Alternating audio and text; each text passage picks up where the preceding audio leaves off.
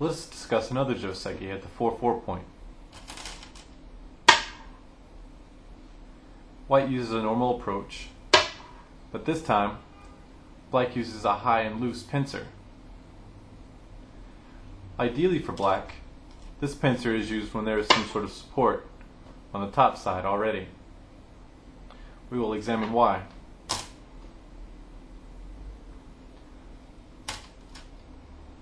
As with another pincer we discussed earlier, white can take the corner.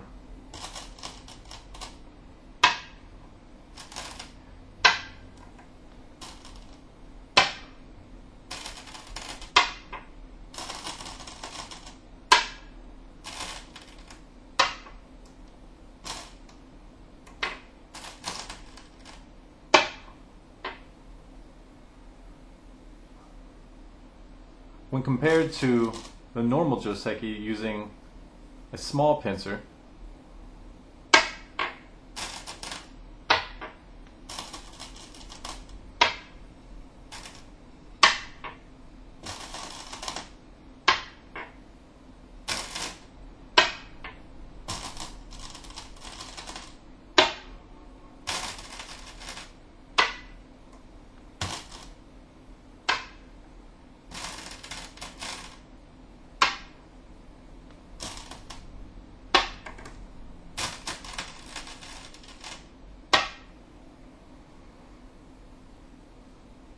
you can see that these stones have less support than the ones here. As we discussed in the previous video, even if white bridges underneath, black can easily contain these stones. In this case, it is not so easy for white to be contained. White has more room in this area to gain liberties, and perhaps to attack these black stones.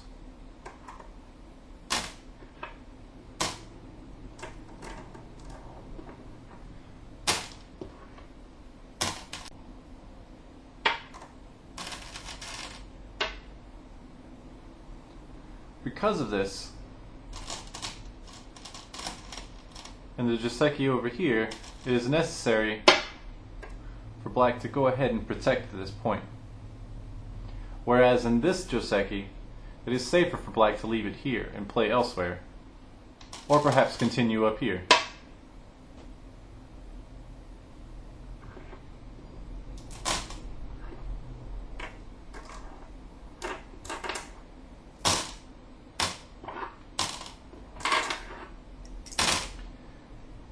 Therefore, if this is black's intent, it is probably better to use this pincer, not have to worry about this stone, and be able to play on from this point.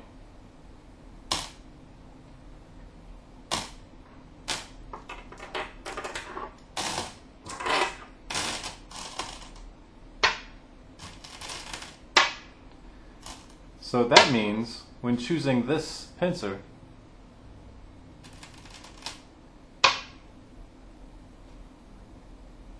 you should always expect this invasion. However, now we know this is an inferior pincer if your intent was to build a wall facing the right side. Therefore, black must have had some purpose for choosing this pincer.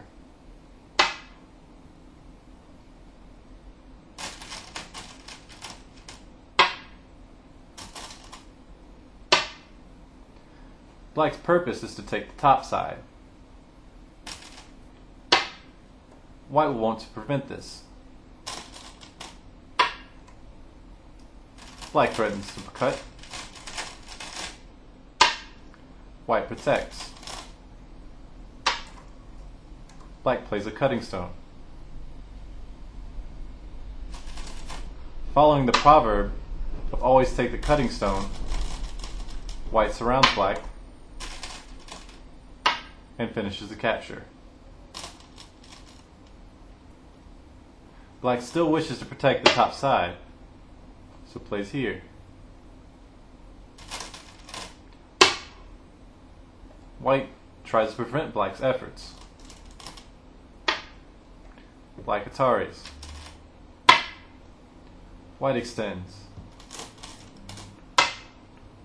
Black kakaris again. White must be careful not to take this stone, or black will Atari, forcing white into this bad shape.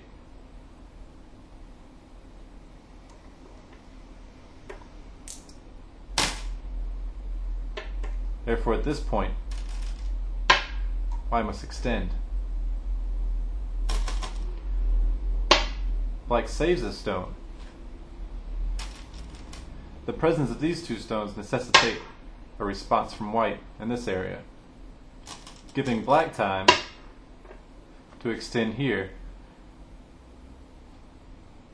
containing this stone and protecting anything on this side. This ends the Joseki.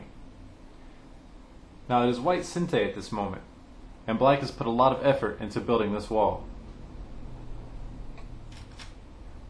Therefore, a move in this area destroys much of black's effort.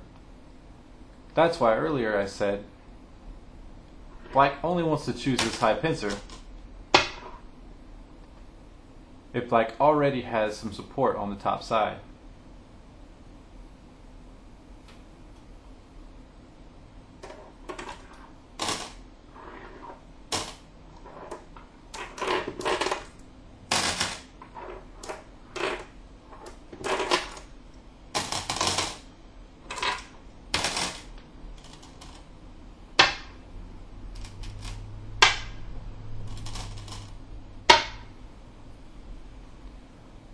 What if white wishes to prevent black from building a wall on that side?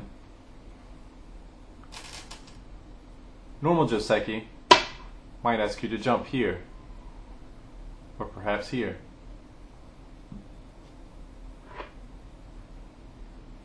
An interesting Joseki is to play here. It is tempting for black to play in between here. This is a bad move. Instead, black should play here.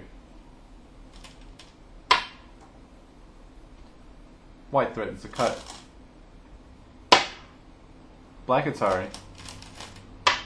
White connects. Black's shape here is weak, and black doesn't want to lose the corner. So black blocks.